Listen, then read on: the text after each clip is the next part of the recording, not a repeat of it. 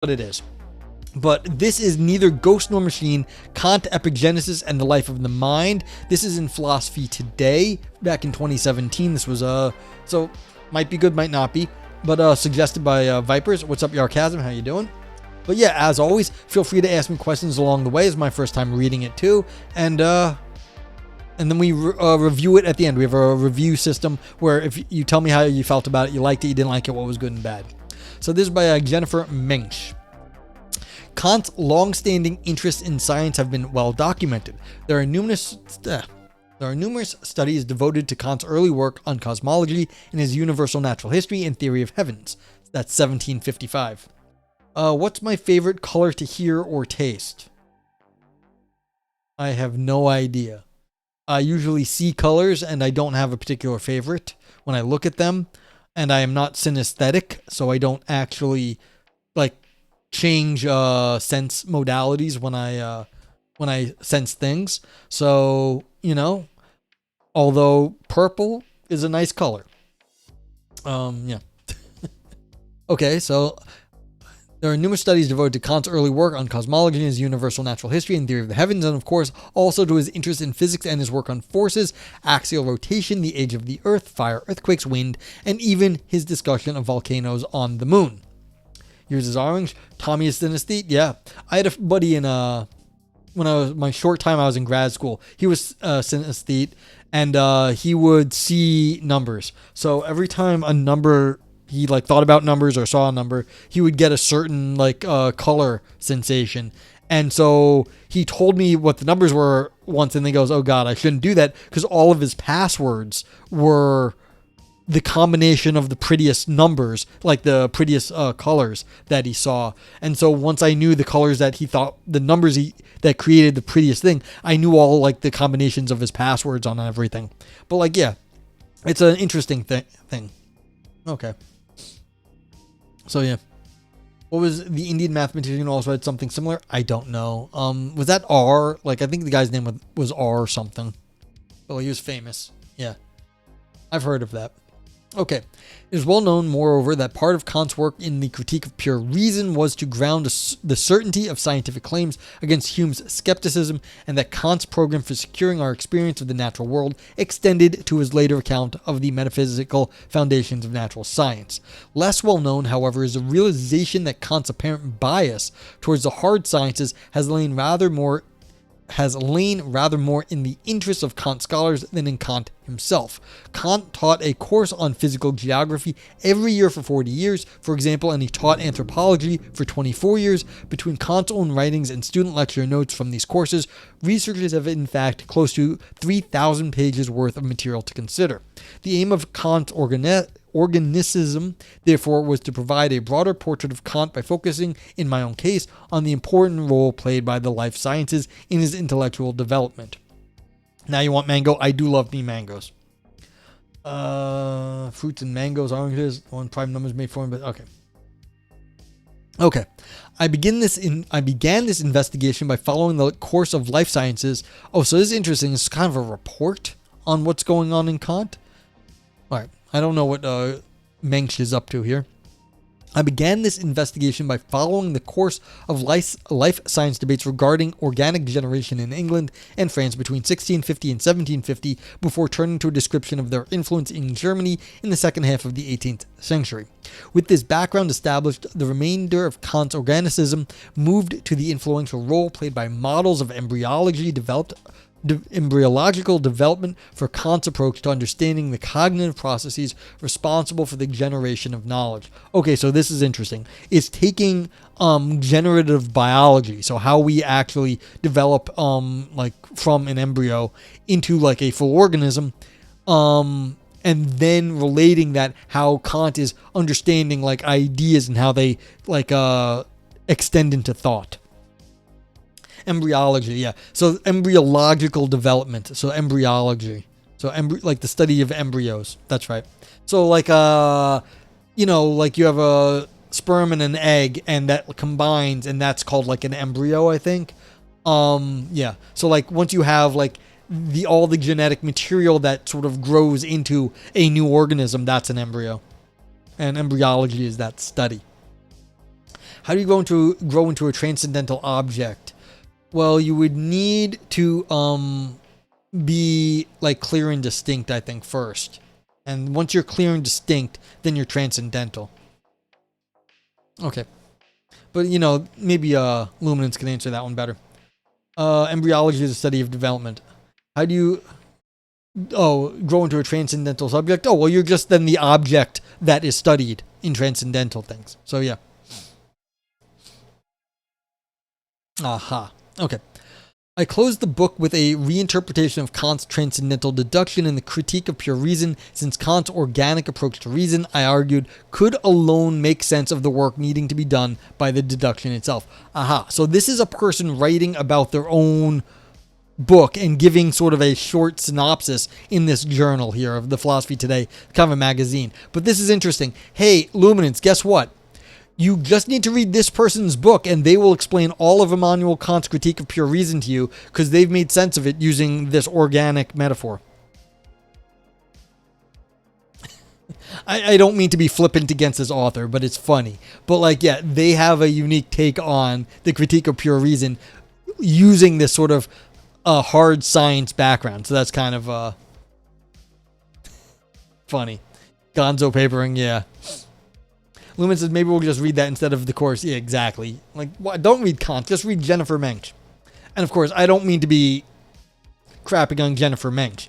It's just kind of funny that, you're like, oh yeah, we can explain everything. Yeah, they're being a little short there, but it's okay. Everyone has their own take on philosophers. Throughout Kant's organicism, I had a number of audiences in mind. The first was a community of Kant scholars whose interpretations have shaped my understanding of Kant's epistemology as much as they had my knowledge of Kant's scientific theories. It was to this audience that I spoke in terms that were familiar within the terrain of Kant's metaphysics and epistemology, even as I sought at every instance to position traditional arguments against the backdrop of the life sciences and to provide textual resources provided by Kant himself in support of the new vantage point. And to be fair about this, I was watching Luminance's introduction. Most philosophers who are doing metaphysics do take science seriously. The science of their day, serious philosophers are like, I can't go against what everyone thinks and has been established by science. And Kant is no different. And he was paying attention to this stuff. And this was well known. It's how are we supposed to ground what we know? And that's the whole point, going back in metaphysics for a long time, is the idea that we have all this scientific knowledge and we are taking it seriously. What are we supposed to do about this? And Kant, in his investigation on how to actually take knowledge and metaphysics seriously, is taking this science and the scientific approach to the world as serious. Loomis, you're out. Oh, and he was saying goodnight to Craftus. Craftus, thank you for being here. I know you're in Europe, I believe. So thank you for staying up. I appreciate it. Okay. And I hope you enjoy your weed, beer, and bed. The second audience I had in mind for the book was composed of historians of science, for it was these scholars above all who had done the most work to recover Kant's remarks regarding generation theory and who had looked most closely at his essays on the variation of species and his theories connecting teleology and mechanism in the case of organic life. While I had learned a great deal from these discussions, I also saw that I could add to them in light of my own specialization in Kant's epistemology. Finally, I was interested in introducing this new Kant to those versed in post-Kantian continental philosophy, since I believed that part of their greater attraction to German idealism lay precisely in the manner in which they had taken Kant's conclusion one step further than the critical philosophy seemed prepared to go.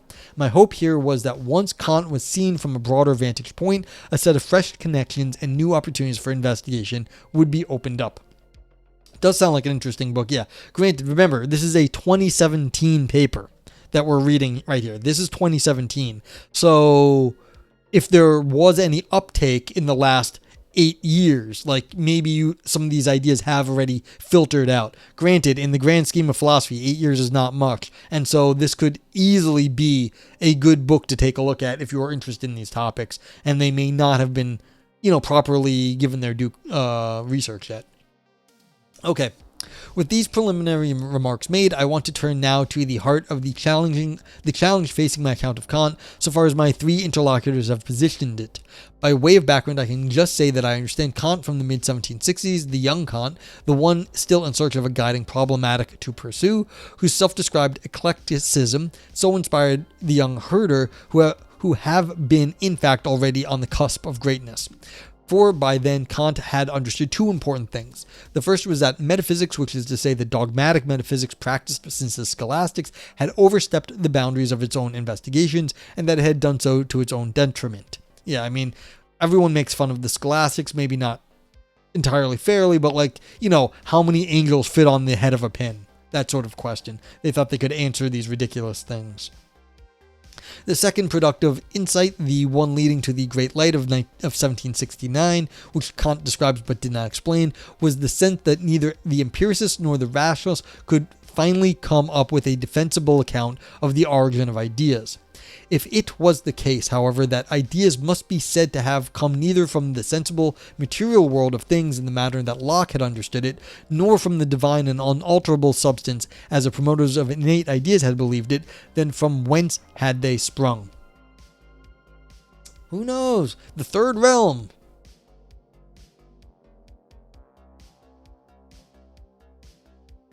Kant's first effort to provide an answer was both novel and brief, appearing as it did in the short inaugural dissertation, which Luminance had spoken about a week or two ago. He had been asked to present upon his taking up the long sought-after chair in logic and metaphysics at the University of Königsberg in 1770. In this piece, Kant argued that intellectual concepts were originally generated, or originally acquired as he put it, by the mind itself. When it came to sensible data, the mind provided the space and time as mental ordering concepts, a claim that brought Kant all sorts of trouble given that most of his readers considered the mental independence of space and time to be unquestionable. When the Critique of Pure Reason appeared in 1781, Kant was clear by then that it was not just space and time, and not just the other mental categories of the understanding, reality, substance, necessity, causality, etc., that were originally produced concepts, but that indeed the mind generated itself.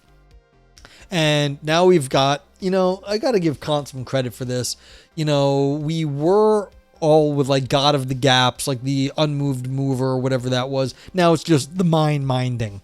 That's how the mind does stuff. The mind just minds. And that's what it is. It generates itself. So yeah.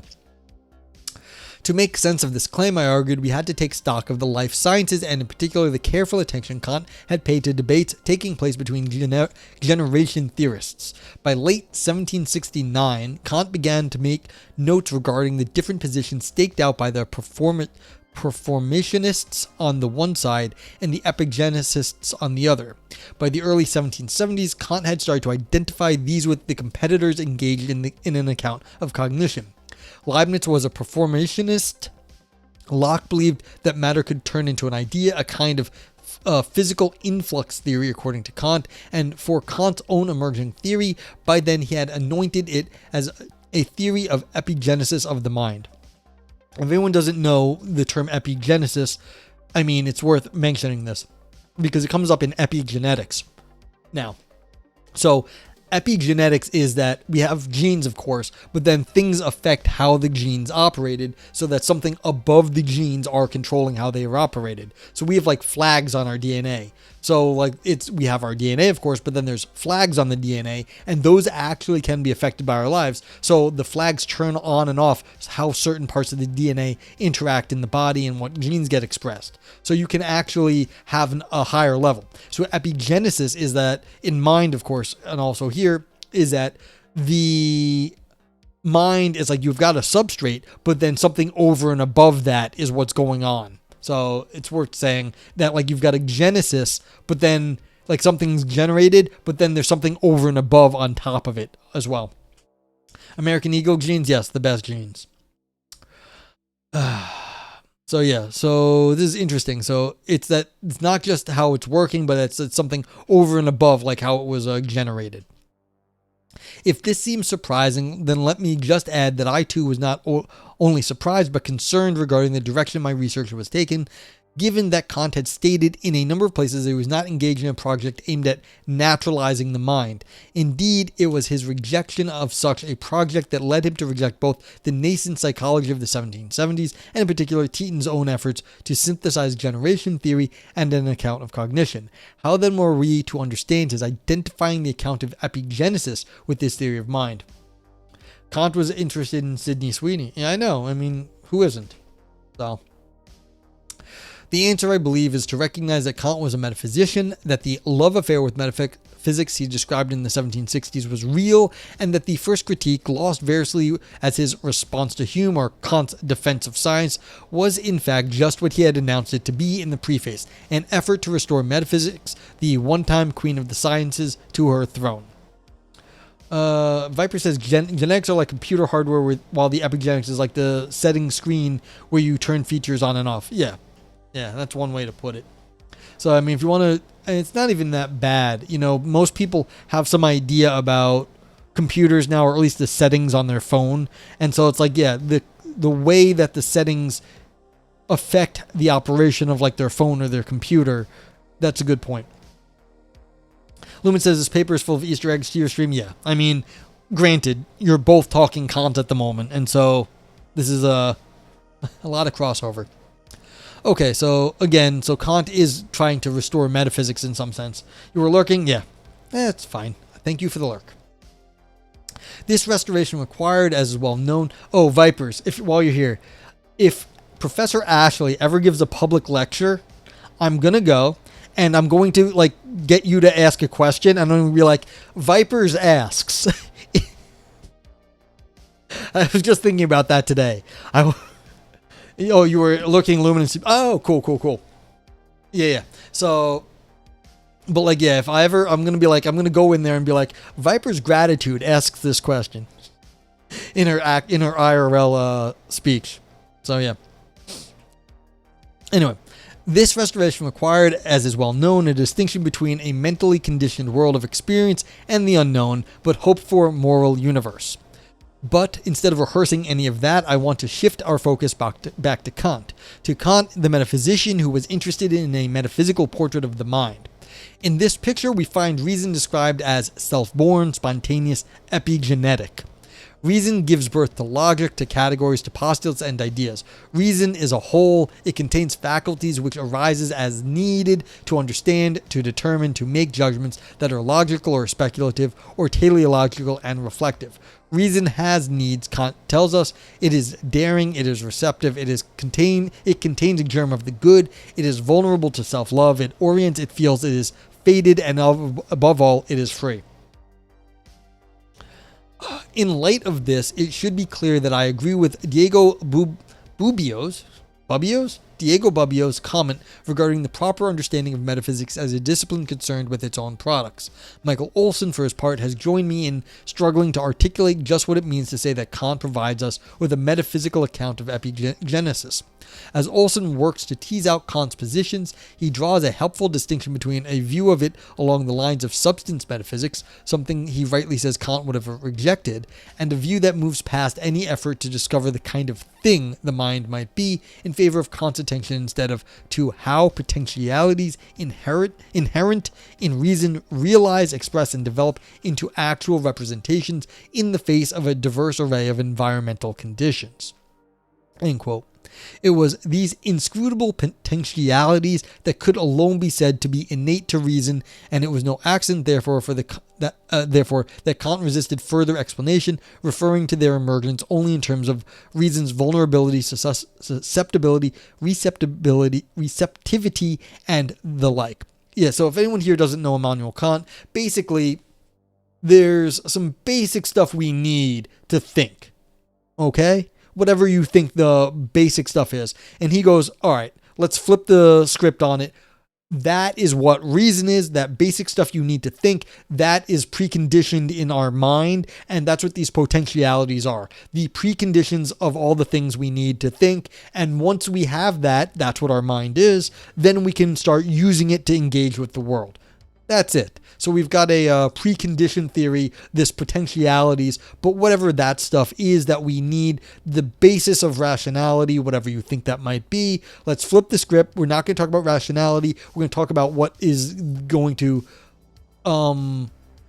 make for that is necessary for rationality to exist in the way that it does, and we run from there. But you can see there's a metaphysics because you're postulating things, the preconditions, the necessary structures of our mentality, of our mind, whatever it is, that we might think in a rational way.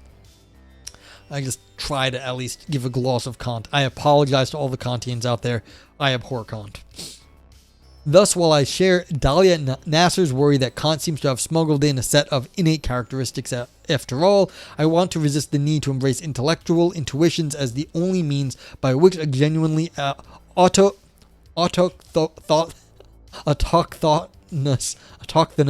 reason can, I don't know this word. So there's probably a self-thinking reason could also contain the stable grounds or internal constraints required for cognition. Yeah, so you're talking about the potentiality that is needed for the potentiality to exist, whatever that might be. Kant was forever clear that intellectual intuition must be rejected at all costs, assigning its use to precisely those actors most responsible for the Queen's usurpation at the hand of dogmatic metaphysics. Thus, while it is true that he struggled to explain his insight without trespassing barriers that he himself had erected between knowledge and speculation, and was forced thereby to rely on odd couplings of like indeterminate perception or nonsensible feeling when referring to reason in his works, he never wavered in his dismissal of intellectual intuition as a possible mode of knowledge for humans, and he was comfortable in admitting the limits of our knowledge in these matters. Yeah, I mean, that's fair. You only get the potential for whatever the rationality is, but anything beyond that, that's a limit. Autochthonous means of the earth, like indigenous. Okay, so it's just another word for primordial, fundamental, something along those lines. Just, I guess, more Latin or Greek. Yeah, I guess more Greeky. Okay. How then, Nasser asks, was he able to know anything about the epigenesis of reason at all? A good question, but one I think to which he has a ready answer. From his first discussion of freedom in the third antinomy of the Critique of Pure Reason, Kant struggled to explain not just its possibility, but more precisely our awareness of freedom as a cause whose effects could be recognized in the thoroughly determined world of experience we inhabit. Yeah, so again, we have the potential for freedom, but how do we know about that? How do we see something that's a mere potentiality? And not an actuality, because the potential for freedom is just the structure of how we exist. That doesn't mean it has any reflection in our experience. Kant's moral psychology would take years to develop into the fullness we find in the 1790s, but Kant had worked out the key features by 1788. In these discussions, Kant laid out a phenomenology of a moral life, of a life whose witnesses we could testify to having done acts out of duty versus inclination, and whose inclinations, moreover, led them to the good. Kant voiced great optimism in his portrayal of moral agency, arguing that we were naturally attracted to the good, that we, one and all, contained a moral vital force, and that we all of us returned always to a state of innocence between deeds, ready to make ourselves anew each time we chose to obey moral law. Yeah, and this is why I hate Kant. Like, this I find to be unrealistic. This just sort of maybe even Christian naivete that we're just somehow like we've got this goodness in us, and that's how things are. So this is a great optimism, and like maybe emphasis on great here. Like, I don't see how this is even remotely realistic in Kant's time, given what Kant should have been able to know. How is this like there's like that we have moral vital force, and this is a great thing. And everyone should know the history of Kant. He was not he does not live up to contemporary standards. He was like terribly racist and all that. So again, yeah, maybe all the people he liked that he thought had great moral agency, all like, the white males of the Northern Europe or whatever. Maybe that's who he thought had all of this, but this just doesn't hold up. So like, this is one of the reasons I dislike Kant. Oh, this is the bottom of the article. Okay. I was like scrolling. I'm like, where am I going? Why is it not working? Okay. So let's finish it up then. How then do we know that reason is epigenetic? In the same manner that we know we are free. If Kant was in love with metaphysics, then he was in love with reason just as much, for reason led him to a state of continual amazement. It filled him with ever new and increasingly admiration and reverence, and this was the Kant that Kant's organicism hoped to show. Okay, so he was taking a phenomenon. The argument here of Mensch is that Kant has a phenomenology of continual amazement, and that could be taken as evidence of our freedom because we were constantly learning anew, finding continual amazement in the world. That meant there was always the potential for further expansion and learning of the mind and the world, and so that is the self-generating aspect of what's going on in Immanuel Kant. So ontology says, with Kant, it's actually a question, how can our actions be morally praiseworthy? The vital force is a bit off for Kant. Interesting. Okay, so ontologist is taking issue with the representation that we have a moral vital force and that we all return to the state of innocence between deeds. Okay, but anyway, that's the end. I was like, all right, whatever. I thought we were going to go on, but as always, we now rate the paper. What did you think of this? Does this, taking the idea that we're constantly generating new freedom, new rationality, that this author takes from Kant's understanding of how things grow. They just keep, getting bigger and expanding into the world. In that way, our rationality and our potential for freedom keeps growing and expanding into the world. That's what they're saying is going on here. Again, short article. You have to read the book, but seems like a response to her reviews of her book. It may have been. This was in the Philosophy magazine or something, which I think is more of a popular Philosophy Today. So Philosophy Today is like philosophy for philosophers, but I think it's a bit more of a popular or public journal. So yeah, it's not, I don't think this is, Just got here in time to miss the article. Yay me. Yeah. Well, it was only a 4-page article. I mean, it was not a short 4 pages. It was kind of a thick 4 pages, but yeah. But anyway, for anyone who wants to rate, please do. If you thought this was fun, gave you some fun ideas, brain dance and spelling and capitalization do count here. These are better TTV emotes. Everyone's free to use them. You should see them in chat. If you don't, you can see them below. But if this article was fun, made your brain dance, give it a brain dance. You can use multiple emotes, stack them up if you thought it was a lot of fun. Nog Scream for existential or artistic drama. Nog Oro for Ouroboros, deeper ancient ideas. Nog Nay for slicing and dicing arguments. Nog Navel for navel gazing only for academics. Nog Turd for all style, no substance. Still poop underneath. And Nog Grapes for big claims that shrivel up. You can also use the global vote yay and vote nay of Twitch or my vote meh. Note that I do calculate an overall score. Anything in the green makes the overall score go up. Everything in the red makes the score go down. And the vote meh makes everything go towards the middle. So, this was a short, basically review article reviewing the author's own book. It was light. It was light on details. I mean, yeah. I had to, piece everything that happened right in this last paragraph together to understand what was supposed to be meant. Yeah. It's this is literally just this stuff right at the bottom, this last 3-4 sentences really did all the work in terms of what the philosophy was here. So, yeah, I don't know.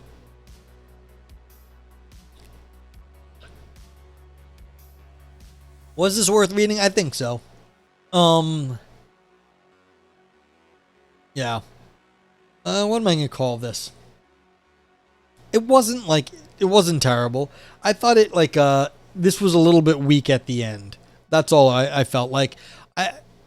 People who are better Kant scholars, historians than me can tell me a little bit of if this history is right. I think ontologist has some issues with this representation right at the end here, but yeah, I don't know.